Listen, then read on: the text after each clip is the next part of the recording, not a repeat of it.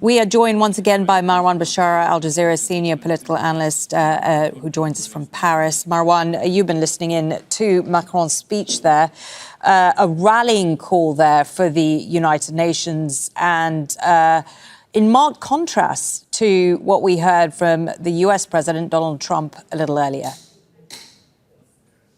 Well, there's no doubt about that. I mean, this was a very passionate speech, at least on the face of it. And clearly, he tackled so many issues, and there was no off-the-cuff remarks, as it were. The French president is quite focused, and he does have an agenda. He has a vision, and you could even say he has a strategy.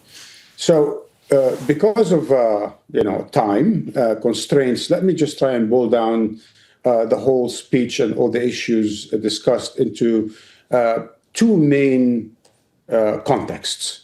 Context number one, which I think he had in mind, is that he's trying to express a third vision of the United Nations, of multilateralism, of our civilization, if you will, a third vision in between Moscow and Washington, between Washington and Beijing.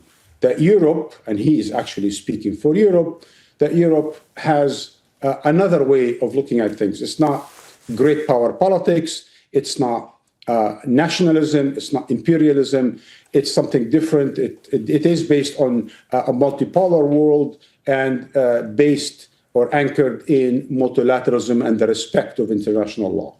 That's the first context.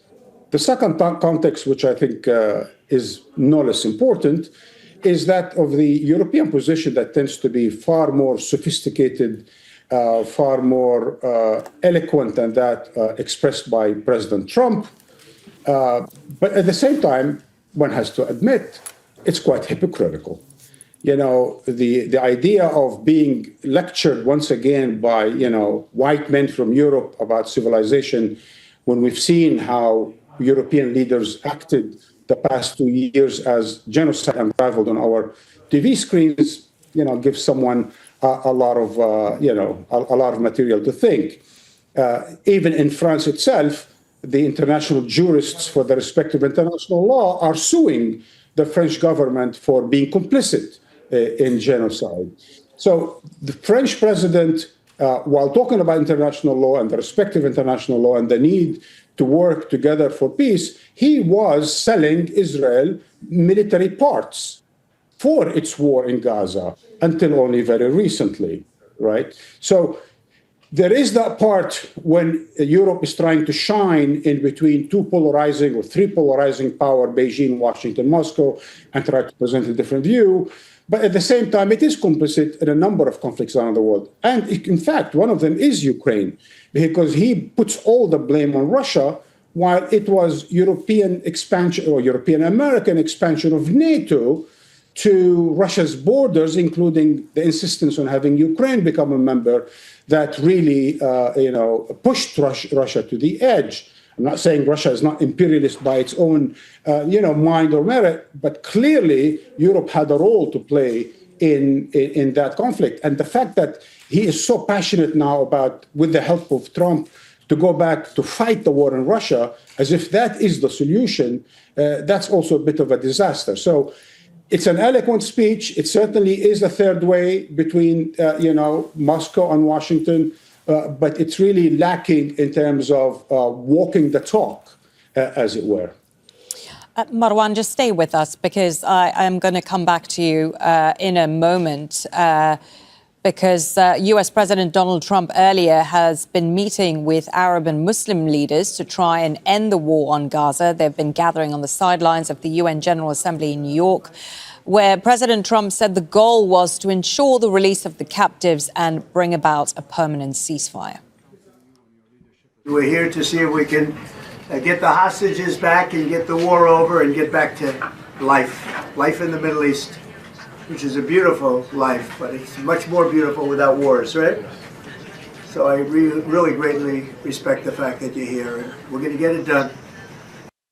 The only reason you are here is to stop the war and bring the hostages back.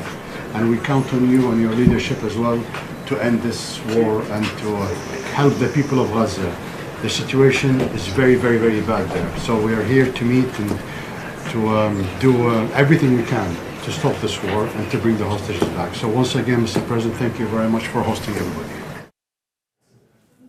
Well, let's return back to Marwan Bishara. Marwan, we've been focusing quite a bit of our coverage this evening on that meeting between Donald Trump and those Arab leaders, including Qatar. That meeting has taken place, and it doesn't appear to have resulted in any particular outcome. Are you surprised by that?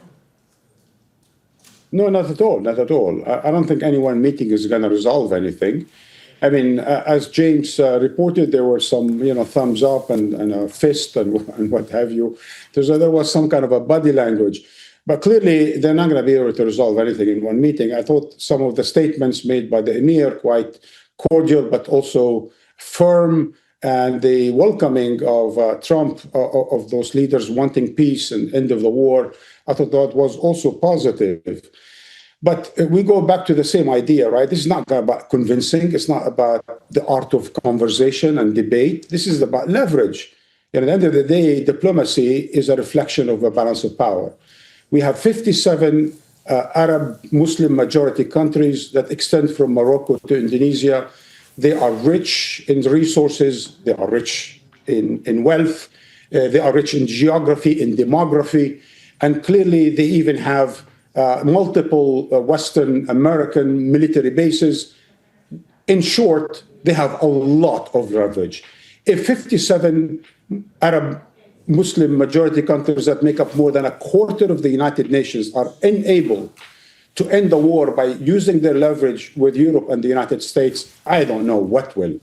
So if they are smart in the way they use their leverage, if they will continue to do that beyond this meeting, if this gathering storm that started in Doha, even started with a genocide in Gaza, if it continues, if Saudi Arabia, Egypt, Indonesia, Pakistan, Turkey, and others play their cards well, I think Trump would change his mind. We've seen Trump change his mind on numerous occasions. We've just seen him change his mind today on the issue of Ukraine. Suddenly, Putin went from his best friend and all of that to, we need to fight Russia and recover all of Ukraine's occupied land.